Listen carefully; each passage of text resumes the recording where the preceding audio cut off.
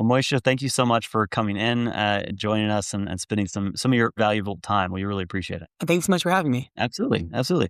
So first question, what pulled you into the multi-location healthcare marketing and growth? And what was kind of the first, I guess we could say, like marketing system that was broken that you fixed? Yes, I got into healthcare marketing at Brighter Strides about 2 years ago.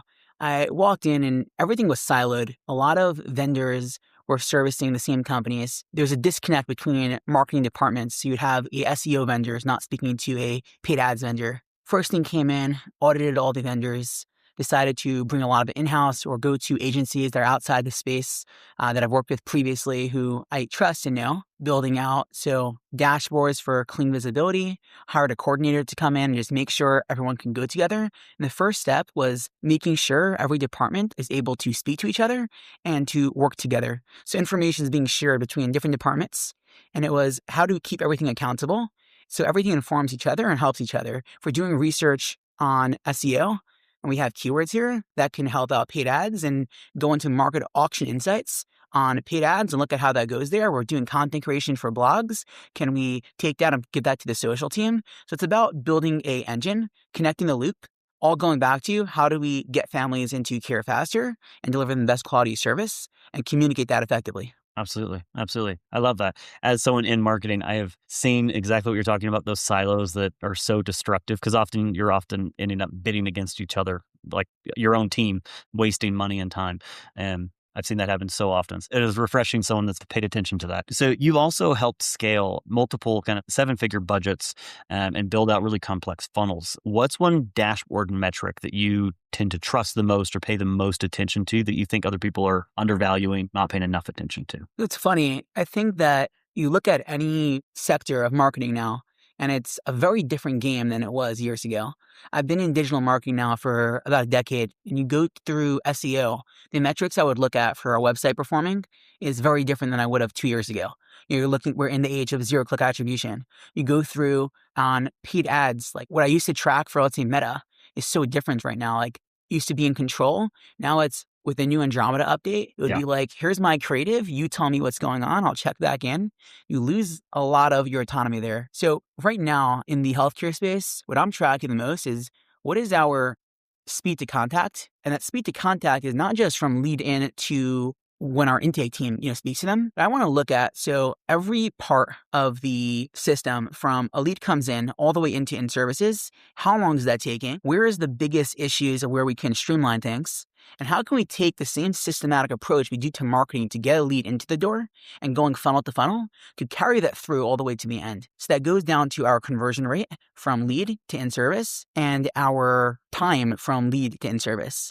Now, taking that and looking backwards from how we go through marketing, is our messaging better? So a doctor referral is going to convert better across the board because that trust factor is ready there than a paid ad. Starting all the way from the end of their in-service now, how do they get there quicker? How do they convert the best? And where did they come from? So it's going that, playing the long-term game and optimizing for those two metrics, which are really one and the same. Absolutely. Absolutely. And tiny improvements in either of those metrics can have massive impact on the total ROI of a campaign. Or you move a 1 percentage point on a lead to in service. You move up, if your average timeline is looking at 3 months plus, some places are at 6 months plus, you move that back by a week. That's a significant advantage. The key thing here is early intervention really, really matters. You talk about neuroplasticity, how kids, you try teaching a child a new language, they can learn it pretty quickly. You try to do that with an adult, it's much harder. So let's get the help to these kids they need as soon as possible. You have insurance issues, you have depending on the payer, you may have certain regulations you have to follow, that there is like fixed delays. But if there's something that is in your control, it comes to scheduling, it comes to having your team be more operationally efficient, know your numbers the same way you would for a regular marketing funnel, and then make very slight improvements. Absolutely. Absolutely. And then watch as those slight improvements pay off huge over time. It's all about compound gains. Everything is, right? Especially in marketing, but I think almost in almost every industry it is. So you talk a lot about disconnected systems and how that causes wasted spend, frustrated families, wasted time. What is one of the first integrations that you look at when you're trying to build out a new system, when you're trying to eliminate the disconnect? What's like the first thing that you look at? The first thing is, how does each component inform the next? I like to think I believe I'm a systems thinker, but it's about flywheels. Everything has to follow the next part. And if I'm building something and it's not going to be a compound change or result so far in the future, so far ahead of where you are now, it's almost not worth doing in the first place. So you need to do short-term things, but it's about, how does this go that I won't have to do this and think about this again. I love to speak about the idea of owned media, rented media versus owned media, right? So you look at your running ads, the second you stop paying for them, there's nothing there. Yep. So an SEO, people like to say it's definitely a step better than paid ads, but you also have the issue of there's going to be a new update every month, every quarter that you have to adjust with and you have to keep rolling with. So it does need a lot of nurturing and keep getting backlinks, and people are going to be competing there. Creating the relationships with the providers and the community has the biggest effect for long term. So it's trying to look at, and that's in healthcare, but the idea is, how do we create the maximal impact for long term while not like sacrificing the short term at the same time? So this is what we do right now, get us the leads we need right now, the immediate numbers, while building for the long term. That is the goal every time. First is gain visibility, complete understanding over the landscape you have. And then step 2 would be to get control. You'd be shocked at how many times you walk into a new company, and now it's consulting and going to companies and they don't have access. Oh, this ad team made this account. We don't have that. Oh, we had this social team do this. We don't have access to that account. So it's like gaining control over the system, having a unified place that you have full visibility, you have control, and then it's implementing change that will all inform each other and build for the future. Absolutely. Absolutely. And if they're all in a unified place, you have individuals you can hold responsible as well. So I think that's the thing that kills me when groups have really, really fractured marketing systems. No one's responsible ultimately when the phone isn't ringing, when the leads aren't coming in, because it's always, everyone can point a finger at somebody else for some other broken system. You need to have one team, one person in charge, focusing things. Yeah, there's an intrinsic relationship between responsibility and authority. So I like to give team members the full control to do their job. Here's your task. You are responsible for it. You are compensated based for it. You always have to give people incentives to do their work. Beyond that, you have to also tie them to the larger mission of, what are we doing? Why are we doing this for?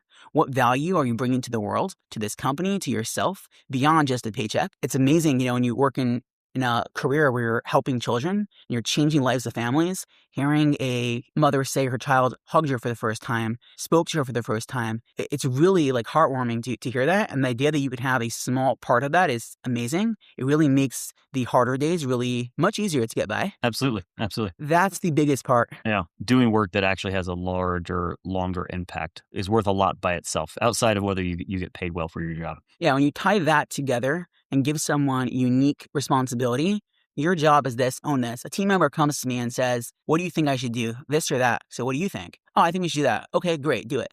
Why are you asking me? This is your domain. You own this. You want help with something? Sure. It's the same with, you give someone control and power over it. Now you could hold them responsible, but also it lights a fire under them. They want to take it over. Like, this is mine. Here's work going out. Are you happy with this? Do you feel satisfied with this? You should be upset about it. This is your domain. This is not my domain. I ultimately, you're going to report back to me, but this is yours. Go own it. Take care of it. Giving each person that responsibility, and then coming together and having a weekly stand-up call, like, hey, what did you do last week? What are you doing this coming week? What blockers do you have that I can eliminate? And you have that sense of collaboration. You have a task board people can put on things there. You have a clear defined roles. That's how you find success. Absolutely. Absolutely. Completely agree. So last couple of questions that are very, very marketing focused, right? Well, first one is, what is right now the best marketing thing that your team does to bring new clients in outside of word of mouth? What's the strongest performing channel or strategy? It's funny. It's that changes on a regular basis. Yeah. This is an old one. So there's tactics and strategies. The biggest tactic we're looking at right now is AI-powered lead response. So the gap between form submit and first human contact is where people are losing families. So if you can have AI bridge that gap with an intelligent first touch, that will be a text, a call, something that just acknowledges the parents immediately, and that first part gathers key information before a human follows up. That's a game changer. So building automated email nurture sequences for leads that are not ready to convert, educational content about ABA, what to expect, insurance questions. We create guides, we create lead magnets. The idea is, 95% of your target audience is not in market right now. And if you're just competing for that, say 5%, it's probably less, it's probably 3%, to be honest. Yeah. You're competing at a very bad game. So it's how can we build for that long term? So building content pieces. And the key thing now is taking the combo of AI speed with human-centered content is how we differentiate ourselves in a big way to be able to 10x each team member by go max out your usage on whatever subscription you have. Go get yourself a second subscription and take these ideas we have for how to communicate authentically and get it out to people at all different points of the funnel and follow up and nurture them. Yeah, that makes complete sense. What is one marketing tactic that you're really just watching right now in the marketplace, whether it's one that's good or one that's really bad and you're just keeping an eye on it? It's just funny because I just spoke about AI-powered lead responses. Yeah. The bad AI-powered lead response of just throwing a chatbot that is not set up correctly.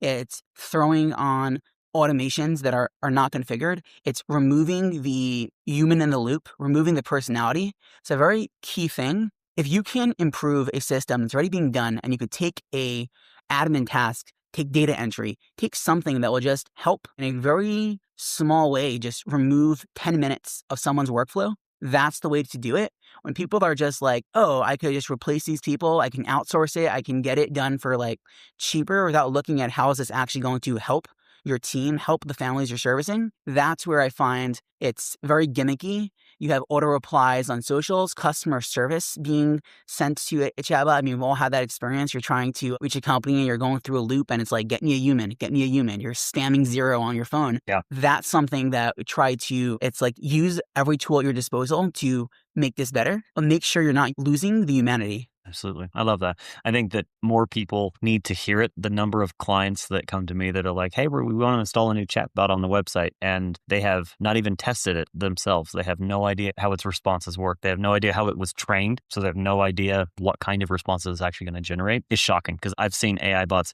convert people for services that we don't even offer for clients before. And it's painful because it's like, well, now that parent is expecting a call to start speech therapy, and that's not something we do. And we've wasted weeks of progress for that potential kid. It sucks. Absolutely. I mean, besides the brand damage in the marketplace that creates, because that's obviously significant too. Well, thank you so much for joining us. We really appreciate you taking time. Appreciate you sharing some of your experience. Hopefully we can have you on again sometime to talk more marketing stuff. I know that you and I could probably talk about marketing all day long, but we appreciate it. Appreciate it. Thank you so much for having me. Absolutely.